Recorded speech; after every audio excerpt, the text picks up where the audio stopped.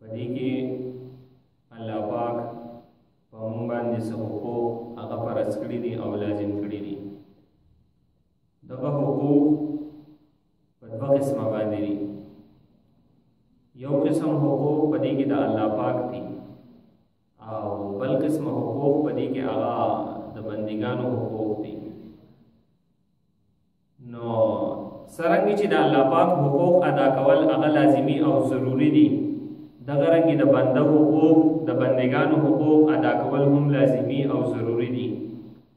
د دې دواړو مجموعه هغه شریعت ګرځي. یو د شریعت او دین نشي ویلې. بیا په هر یو کې تفصیل لري، لکه څنګه چې د الله پاک د حقوقو لکه منځ دا د الله پاک حق دی، د دې اقسام دي. بیا روزه دا د الله پاک حق دی، زکات د الله پاک حق دی، حج د الله پاک حق دی. دا ټول حقوق د الله پاک د حقوق دا اقسام دي. دغه رنګه د بندګانو د حقوق اقسام دي. دا رشتہ دارو سره ښه سلوک کول دا د بنده حقوق دي. دغه رنګه د گاونډي سره ښه سلوک کول دا د بندګانو حقوق دي. چاته نقصان نه رسول دا د بندګانو حقوق دي. چاته ضرر او تکلیف نه رسول دا د بندګانو حقوق دي. د مور او پلار خدمت کول دا د بندګانو حقوق دي. په بچو باندې شفقت کول دا د بندګانو حقوق دي. د رونو خويندو حق ادا کول دا د بندګانو حقوق دي. نو څرنګه چې د الله پاک د حقوق اقسام دي، دغه رنګه د بنده د حقوق هم اقسام دي. د دې دواړو مجموعه دا چې راجم شي دې ته دین او شریعت ویلې شي. خو د خلکو یو سوچ ته وای مونږ کوا او خپل روزه وغیرہ دغه ادا کوو، بس ته چې دینو هغه نیک جنتی سړی.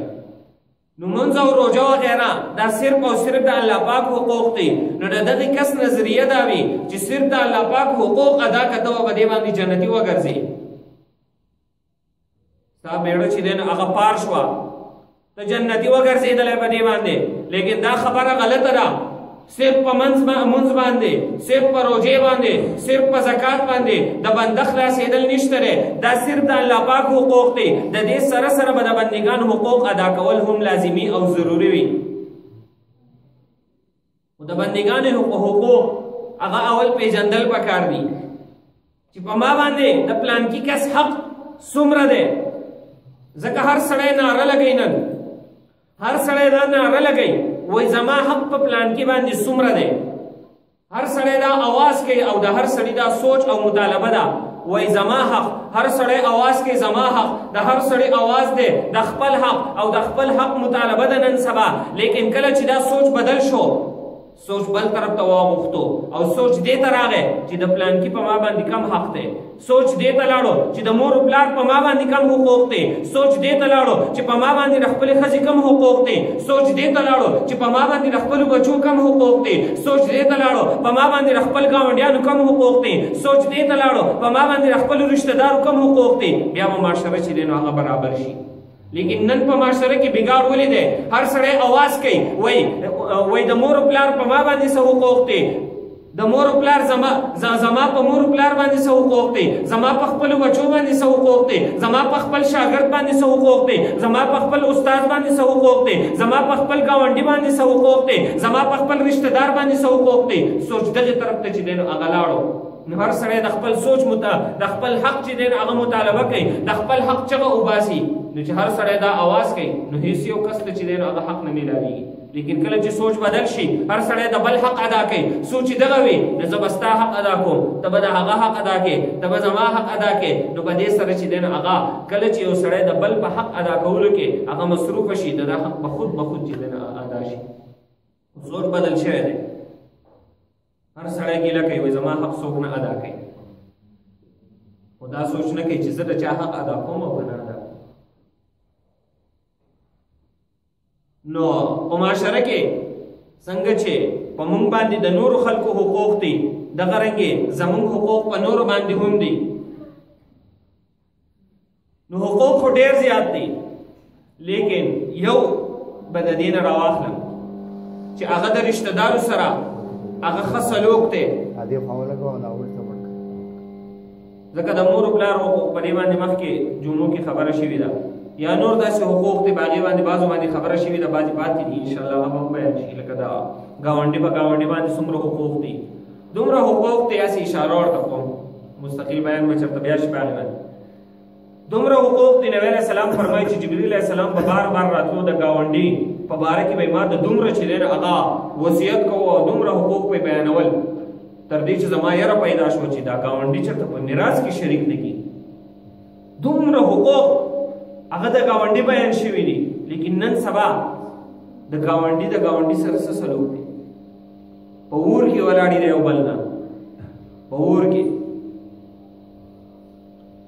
خاص کر د لارو دې طرف ته ګاونډي وایي ستا په ما باندې لار نشته، دې طرف ته ورته وایي ستا په ما باندې لار نشته، هغه ورته وایي ستا په ما باندې لار نشته. هلکه زه به په کوم طرف کور ته رادننه کېږم؟ په اسمان ته راکوزېږم دې کور ته؟ وکه نو ما ته وایي ستا په دې طرف زما باندې لار نشته، په دې طرف نشته، ما د اسمان ته به زه راکوزېږم او بیا به داسې کښېنم. نو نن سبا په اور کې ولاړې ګاونډي له ګاونډي نه ډېر زیات. بهرحال مستقل به دې به بیا بیان نه شي چېرته. نن موضوع هغه د رشته دارو سره صله رحمي، ښه سلوک کول. کوم قرآن او حدیث بیان کړي دا مونږ وپېژنو. د رشته دارو سره ښه سلوک نه کول، د هغو سره بد سلوک کول، د دې څومره وبال او نقصانات دي. د دې به تفصیل بیان کړو سبا دې جمعه سبا انشاءالله بله جمعه. نو د هر رشته دار په بل رشته دار باندې ډېر زیات حقوق وي. خو دغه حقوق دا د بدلی نه دي چې تا زما سره ښه وکړل زه به ستا سره چې دی نو هغه ښه وکړم. ځکه حدیث کې راځي لیس الواصل بالمکافي، صله رحمي کوونکی هغه دا نه دی چې مکافات یعنی په بدله باندې د ده سره عمل وکړي. یعنی یو رشته دار د بل سره ښه سلوک وکړو، سبا له دی د هغه سره ښه سلوک کوي، وایي دا پلانکي زما سره ښه کړو زه ورسره ځکه ښه. یو بل رشته دار دی هغه د ده سره ښه نه کوي، دی ورسره ښه نه کوي. ولې؟ دی زما سره په سخته کې نه ولاړ، دی زما سره چې دی تعلق نه ساتي. زه ورسره ولې وساتم؟ زه خو ځان له څوک یم؟ زه ورسره ولې تعلق وساتم؟ نو دا حدیث کې راځي لیس الواصل بالمکافي، صله رحمي کوونکی هغه کس نه دی چې هغه څوک ورسره ښه وکړي دی ورسره ښه وکړي. لیکن صله رحمي کوونکی څوک دی؟ دا هغه کس دی چې د خپل رشته دارو سره ښه سلوک کوي او هغه رشته دار د ده سره بد سلوک کوي. دی د هغه سره تعلق ساتي، هغه د ده سره تعلق پرې کوي، هغه ختموي د ده سره تعلق، دی د هغه سره تعلق تړي. دا صله رحمي کوونکی کس دی. نن سبا عذر صحیح د خلکو هلکه د پلانکي رشته دار سره تعلق ولې نه ساتې؟ د هغه سره ښه سلوک ولې نه کوې؟ د هغه سره جنګ جګړې ولې کوې؟ زما سره کوي که نو زما سره خو چېرته ښه سلوک هغه نه دی کړی. نو چې هغه ستا سره ښه سلوک وکړي، ته د هغه سره ښه سلوک وکړي، دا بیا صله رحمي نه شوه، دا بدل شو. بدل صله رحمي هغه ده چې ستا سره ښه سلوک نه کوي او ته ورسره ښه سلوک کوې. نو په رشته دارۍ کې اهم دغه دا دی چې ستا سره بد کوي ته ورسره ښه کوه. ستا سره یې ښه وکړل ته د هغه په بدله کې د هغه سره ښه کوې نو ټیک ته ښه ورسره کوې، خو دا صله رحمي نه ده، دا د هغه بدل ته ادا کوې. خو بهرحال د رشته دارو حقوق د دې ادا کول، رشته دارو سره چې کوم ښه سلوک کېږي، هغوی له کومې تحفې ورکولی کېږي، په دې کې د رشته دار خیال وساتلی شي، د بدلې په طور نه وي. لکه نن سبا یو رواج عام شوی دی، نوم یو دی ته وایي نیوتا. نیوتا یو رسم دی، دې علاقو کې ډېر خاص نشته، پېښور کې ما ډېر ولیدو. واده دی یو کس، هغه چې دی نو هغه شادي حال کې یا وغیره واده، نو هلته کې چې لاړ شي واده له، نو هلک په سټیج باندې ناست وي او مختلف قسم خلک راځي، خو څوک تش نه راځي، خامخا به ځان سره څه وړی،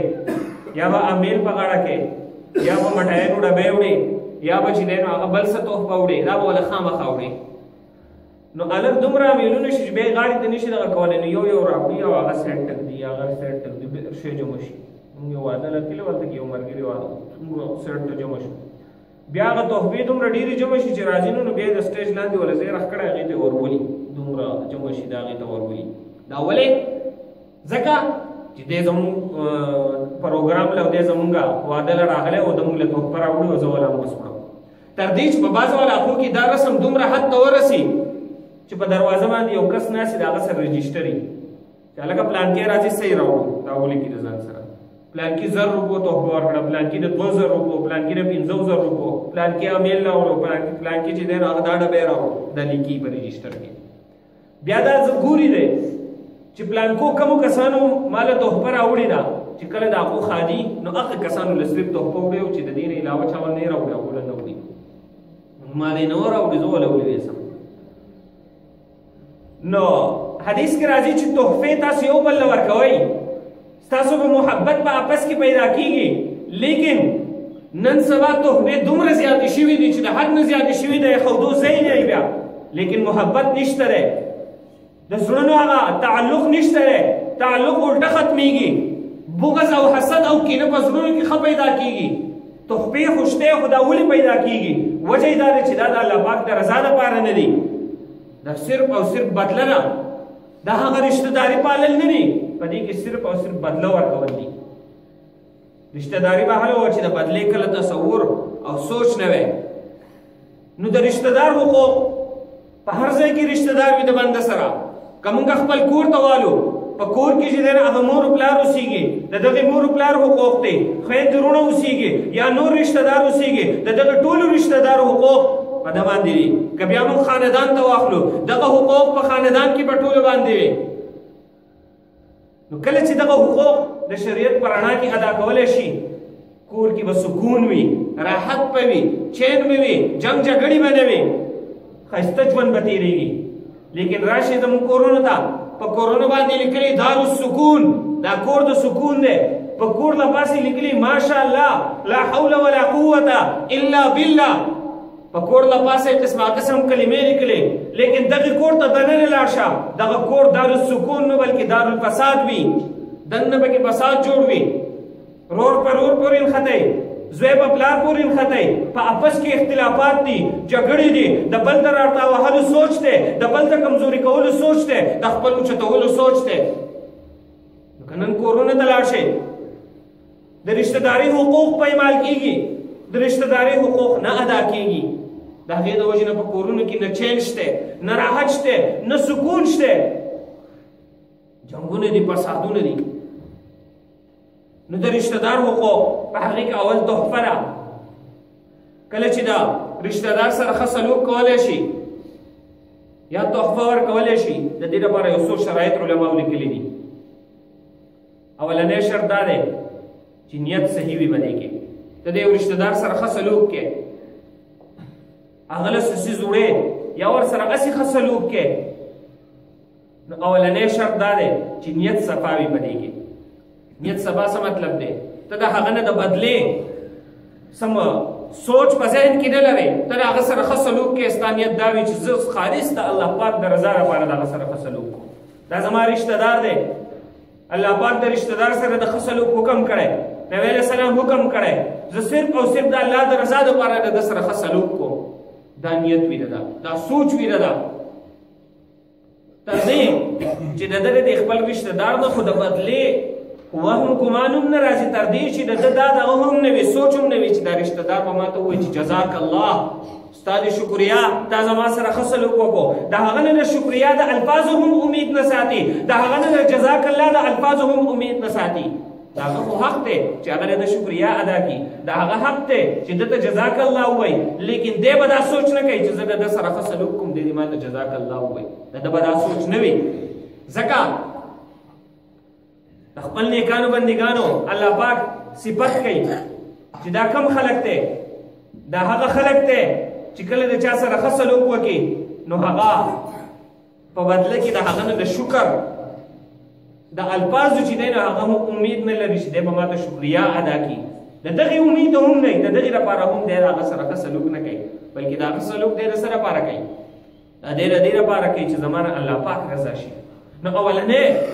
د خپل رشته دار سره ښه سلوک کول په هغې کې به سوچ او شرط اولنی دا دی چې د نیت په خالص د الله رضا وي، نه به د بدلې نیت وي چې دی به زما سره ښه سلوک کړی زه ورسره ښه کوم، یا به سبا ورځې زما سره ښه سلوک وکړي، او نه دا نیت وي چې دی دې ما ته شکریا ادا کړي، زما دې جزاک الله ما ته ووایي، دا نیت پیدا. دویم شرط دا دی چې کوم دی ښه سلوک کوي د دې خپل رشته دار سره، نو دغه ښه سلوک که په مالي اعتبار سره نو دا به دی د حلال مال نه کوي، د حرام مال نه به نه کوي، ځکه حرام مال والا دی په خپله تباه دی. نو که دی د خپل رشته دار سره په حرام مال باندې هغه تعاون وکړي نو په خپله هم تباه او بلې هم تباه کړو ځان سره، نو دا خو ښه سلوک نه شو، الټه بد سلوک شو د هغه سره. ځکه په دې باندې خو مخکې جمعو کې بیان شوی و که نه، د حرام مال څومره نقصانات دي، تاسو ته په دې باندې یو خبره شوې وه چې حرام مال د چا خوراک څښاک وغیره حرام وي نو د ده نه فرض مونځ قبلیږي، نه یې نفل عبادت قبلیږي، نه یې دعا قبلیږي، نو په خپله هم تباه او بل هم تباه د ځان سره. نو دویم شرط دا دی چې کله دی مالي تعاون کوي د خپل رشته دار سره، نو دویم شرط دا دی چې د حلال مال نه به د هغه سره تعاون کوي، حرام مال سره به د هغه تعاون نه کوي چې په حرام مال د هغه تعاون وکړي. دریم شرط دا دی چې دی به په هغې کې دکلاوه نه کوي. او نن سبا دنیا ټوله دکلاوه د بل طرف ښودو لپاره خلک پسوي، ټول سوچ د خلکو دی، ټول سوچ د دکلاوي دی. نو دریم شرط دا دی چې دی د خپل رشته دار سره ښه سلوک کوي، دی په هغې کې دکلاوه نه کوي، دی بل طرف ښودو لپاره نه کوي، هدیه ورکوي پلا کی جانب سے پلا کو ملے، بیا چې دی نو هغه داسې اوچت کړي چې دا د پلانکي د طرف نه پلانکي ته تحفه ده، دا بل پسې راوچت کړي دا پلانکي ته ده، دا بل راوچت کړي دا پلانکي، نو په دې کې دکلاوه نه وي. دکلاوه به پکې نه کوي په تحفه ورکولو کې، تحفه به خالص د الله د رضا دپاره. نن سبا چې څومره تحفې ورکولی کېږي دا ټول خالص د دکلاوو دپاره یې اکثر، الا ماشاءالله بعضې به د الله د رضا دپاره خو اکثر د دکلاوې دپاره. نو دریم شرط دا دی چې دکلاوه به پکې نه وي، خالص د الله د رضا دپاره به دا تحفه دی هغه له ورکوي. څلورم شرط دا دی چې دی هغه له تحفه ورکوي دا به د خپل استطاعت مطابق وي، د ده څومره وس کېږي، یا دی د هغه سره ښه سلوک کوي د خپل استطاعت مطابق. بالفرض د یو سړي د 100 روپو وس کېږي، دی د 100 روپۍ تحفه هغه ته ورکړي، یا ښه سلوک دی د 100 روپو وکړي، یا د ده په یو ځای کې څومره وس رسېږي د لاس په خدمت دی یا څومره دی د هغې مطابق دی ورکړي. خو د خپل استطاعت نه سیوا کول دا ځان سره ظلم دی. لکه عام طور دا څومره غم خادیانې کېږي دا خپل استطاعت نه سیوا کېږي، قرضونه کوي د هغې لپاره، یا دا ودونه شو څومره، دا څومره رسم و رواج په دې کې کېږي، قرضې پسې کوي، پیسې پسې قرضې، خو چې بس خلک پسوي وایي، خلک په راته بد وایي، پیسې پسې د یو نه رالې قرض کړي، د بل نه راوالې قرض کړي، خو چې دا سامانونه پوره شي او دا خبره چې دی نو هغه یو طرف ته شي. نو دا د څه لپاره کوي دا سامان؟ که خپلې لور له کوي، که د زوی واده دی، دا دومره سامان څه له کوي دی؟ د دکلاوي لپاره کوي که نو؟ د ریا لپاره کوي که نو؟ د الله د رضا لپاره خو دی نه کوي که نو؟ چې د رشته دار سره زه ښه سلوک کوم دا د الله د رضا لپاره، نو دا خو د خپل استطاعت نه واړو، دی پسې قرضه کوي د دې لپاره، نو دا دی څه کوي؟ دا خو دی د الله د رضا لپاره نه کوي. نو دا ښه سلوک په دې کې دته ثواب نه میلاویږي، دا صرف د دنیا هغه رسم و رواج پوره کېږي.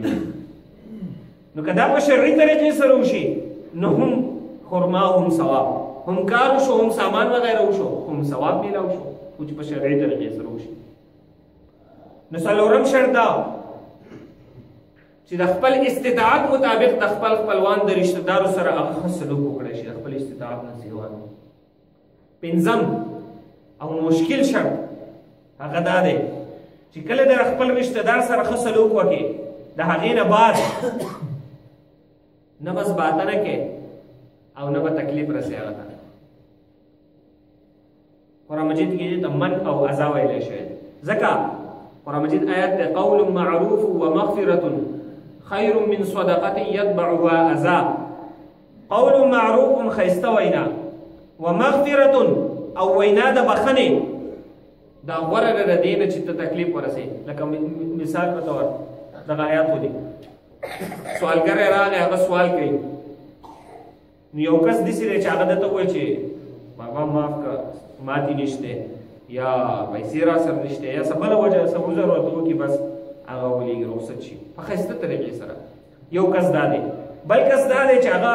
دغه سوالګرۍ له پیسې ورکړي ډېرې وله ورکړي د هغې نه بعد ورته سم قار شي چې ستاسو بل څه کار نشته دی دغه سوال ترې کار ویلی ته خو ښه ځوان زمین یې او ښه جګ جوړ یې ښه برابر یې ته ځان له کار ولې نه کوې او دا دې ځان له څه کار راغستی دی او سوالګرو باره کې دا راغلی دی او داسې چل دی او داسې سم قار شي ورته پیسې هم ورکړې خو قار ورته هم شو. نو قرآن مجید آیت څه دی وایي دا کم کس چې پیسې ورنه کړې ښایسته خبرې سره یې ورته وینا وکړه قول معروف ښایسته وینا و مغفرت او وینا د بخښنې چې بس معاف کړه دا غوره ده د دې نه چې تا صدقه ورنه کړه صرف ته ورته ښایسته خبره وکړه او دې بل کس صدقه وکړه خو تکلیف ورته ورسوه نو د دغه صدقې نه دا بله خبره ښه ده چې تا پیسې ورنه کړه خو ښایسته خبره خو دې ورته وکړه که نه. بل دې مخکې راځي مثل الذين ينفقون اموالهم في سبيل الله كمثل صفوان مثال د هغې کس چې هغه د الله په لاره کې مال خرج کوي یا د رشته دارو سره ښه سلوک کوي د ده مثال د هغې کاڼي دی. مثال دغه آیات کې بیان شوی داسې مثال دی. بالفرض موږ به مثال واخلو د سیند د کاڼي سیند کاڼی دی په دې باندې دوړه موړه ولګي خو دغه دوړه چې کله به دې باندې ولګي او بیا به تیز باران نه شي نو دا خو خوین کاڼی دی که نه کله چې به باران تیز وشي نو دا کاڼی بیا صفا پاتې شي دوړه ترې بلکل لاړه شي که نه. نو دغه رنګې په دې آیات کې مثال ورکړی شوی دی د هغې کس چې یو سړی دی د خپل خپلوانو رشته دارو سره ښه سلوک کوي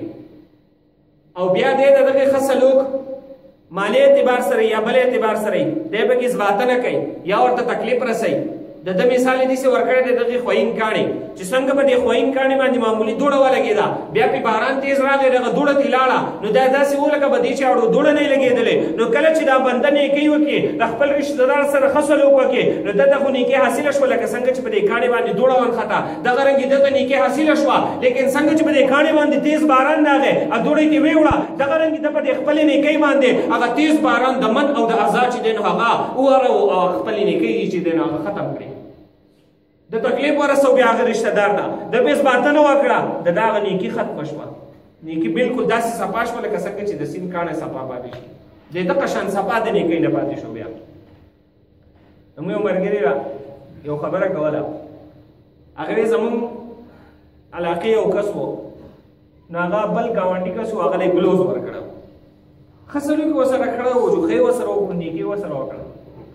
بیا به چې په کوم ځای کې لیدو هلکه پلانکي هغه بلوز څنګه دی یاره په ما یې داسې لوګوټې تنګوالی غونته کوو ما یې چې یاره دلی ورکړم دی به پې تود وي یخني دا او دغه دی او بس ما یې چې دلی هغه پلانکي ډېر ښه بلوز دی او تود دی او ډېر خونې وکړو نه خبره ختمه شوه. بیا بله ورځ بیا وویل هلکه پلانکي څنګه چل یاره هغه بلوز تود دی که نه دی ګرموالی کوي که نه کوي په ما یې داسې لږ لڼوالی کوو تنګوالی کوو ما یې چې دلی ورکړم د دغه بېکار څو پیرې ورته داسې وویل چې بله پیره چېرته د ګاډۍ په چت ناست و یو میلمه ورسره و د بیا ولید هلکه پلانکي هغه بلوز څنګه دی یاره تود دی که نه دی په ما یې داسې لږ لڼوالی کوو د هغه سره خو میلمه نه نو سخت غوسه شو په ټایم ورته څه ونه ویل خو ګاونډي و چې کور ته څنګه لاړو دا بلوز یې داسې مونې وتاوې کړو دې کور ته ورته ورویشتو بلوز دې والا سړیه څه تنګ ور دې راغستې وخت به وخت یې راته راغی دی چې بلوز دې څنګه دی دی ورته تکلیف رسوي که نه دی دې اثباتنه کوي که نه لکه هسه کسانو یو کس سیند کې لامبل نو یو کس سیند چې دی نو هغه روان کو وړو یې بل پسې ور ټوپ کړو ملګري راونیو چې کله یې راونیو چې ماسوتن به بیا ناستو ګپ شپ یې لګوو ویل که پلانکي هغه ورته یاره که وختي مې د سیند ته وړې نو که ما نه وی رانیولی نن به دې په قبر کې اولنۍ شپه وه ورته وایي یاره ستا ډېره شکریا او دغه چې تا زه راونیوم او دغه ډېره شکریا والا ده سبا له ماښام له بیا ناست دي ګپ شپ لګوي هلکه پلانکي هغه ورته یاره که ما نه وی رانیولی نن به دې په قبر کې دویمه شپه وه هغه ورته یاره ستا ډېره شکریا وه درېیمه شپه ورته بیا وایي یاره پلانکي هغه ورته یاره که ما نه وی رانیولی نن به دې په قبر کې درېیمه شپه وه او ورته وایي مړه د دې نه خو هغه مړ ښه ومه چې په قبر کې مې نن درېیمه شپه وه تا خو زه زرې زرې کړم په دې باندې څه دې رانیولی یم خو اوس په بخه راته لګوي چې نن به دې په قبر کې اوله شپه او نن به دې دویمه او نن به دې درېیمه تا خو زه زرې زرې کړم نو دا دې وروسته هغه اثباتنه کوي خپل احسان وکړي د احسان نه وروسته دی هغه احسان هغه د اثباتي چې ما در سره من دا احسان کړی نن مې در سره دا احسان کړی نو دی هغه خپل احسان هغه نیکي څه کړي په سین لا وکړي. لکه بل مثال لکه یو کس هغه بیماري هغه بیمار دی بالفرض دا پریشن دی یو بل مالدار رشتہ دار دی هغه راغی دلې پیسې ورکړې د اپریشن وشو سبا له دغه مالدار رشتہ دار نه جوړې د هغه اپریشن نو اوس د غریب سره پیسې نه چې دی ولا ورکړي او دی یاسي تاسو وغیرہ وکي چې د دې څنګه واپس شي دی ورته سوې کم کسان خواته نه په دې تر خیال نه و د دې چې کله اپریشن نو مدون دومره روپۍ ورکړي وي د وسته شراغه سو روپۍ امرانه کړي او دغه دا څنګه رشتہ دار الګ دا ور سره خګړي استاد سره مال وو دا ور سره خګړي دا سره نشته استاد ته پوښي وکړو نو تاسو سره ډیره بار نو کړی کنه سبا له زما اپریشن مال بده پیسې راغی نو دا خاصلوک د دې لپاره نه خاصلوک د رشتہ دار سره صرف او صرف د دې لپاره چې زمانه الله پاک راضي شي الله پاک دې حکم کړی دی او الله پاک دا فترحمینا هغه منع کړی دا د دې وبال او عذابونه هغه څومره بیان شوي دا هغه په باندې جمعه بیان شي ان شاء الله نو د دې الله پاک حکم کړی دا صرف او صرف د الله پاک د رضا لپاره نه د دې لپاره چې سبا ورځې دا رشتہ دار زما سره خوږي حدیث کې راځي درې قسمه خلک داسې دي چې د هغو سره به الله پاک حساب یسیر کوي آسان حساب به کوي نو په هغې کې یو کس هغه دی چې هغه رشتہ داري پالي د رشتہ دارو سره ښه سلوک کوي د ده سره به الله پاک آسان حساب کوي او آسان حساب څه ته ویلی شي نبی علیہ السلام مونځ کوو د مانځه نه بعد دعا کوي اے الله پاک زما سره حساب یسیر وکړي عائشہ رضی الله تعالی عنها تاسو کې اے د الله رسوله حساب یسیر څه ته ویل شي آسان حساب څه ته ویل شي نبی علیہ السلام فرمایل آسان حساب هغه دی چې کله په قیامت کې د یو بنده عمل نامه پیش شي الله پاک په هغه باندې صرف چې دین هغه نظر وکي او داسې چې دین هغه واړی ختم کی معاف کی ورته هر څه صرف هغه باندې یو نظر وکي او خبره ختمه دې ته حساب یسیر ویل شي ځکه د چا سره چې حساب شروع شو دغه کس تباش هلاک شو نو آسان حساب به درې قسمه خلکو سره کېږي یو قسم خلک په دې کې هغه دی چې د خپل رشتہ دار سره ښه سلوک کوي چې د خپل رشتہ دار سره ښه سلوک نه کوي دی به دغې کې نه دی داخل چې د ده سره به آسان حساب وشي نو د رشتہ دار سره ښه سلوک کول دا د بدلې لپاره نو دا صرف او صرف د دې لپاره چې زمانه الله پاک رضا شي الله پاک د دې حکم کړی پیغمبر د دې حکم کړی او د دې عذابونه او هغه مخې ته وي نو بیا به د دې چې دی نه هغه په دې باندې عمل کول دا به موږ ته اسان وي د رشتہ دارۍ د پرې کولو د ختمولو د دې هغه عذاب چې کله زموږ مخې ته وي نو بیا به د دې نه د ځان ساتل موږ ته اسان وي خو چې دا کله مخې ته نه وي نو دا به بیا اسان نه وي دا به بیا مشکل وي خو چې کله دا خبرې مخې ته وي دا به بیا موږ ته انتهایي اسان وي او په دې باندې به عمل کول موږ ته اسان وي خو په دې باندې مخې ته چې د رشتہ دارو سره ښه سلوک کول د دې څومره ثوابونه راغلي دي دا به انشاءالله آینده جمعه بیان شي یا څوک د رشتہ دار سره ښه سلوک نه کوي د ده څومره عذاب راغلی دی په احادیثو وغیرو کې دا به هم آینده جمعه بیان شي انشاءالله الله پاک موږ به دې خبرو له عمل کولو توفیق راکړي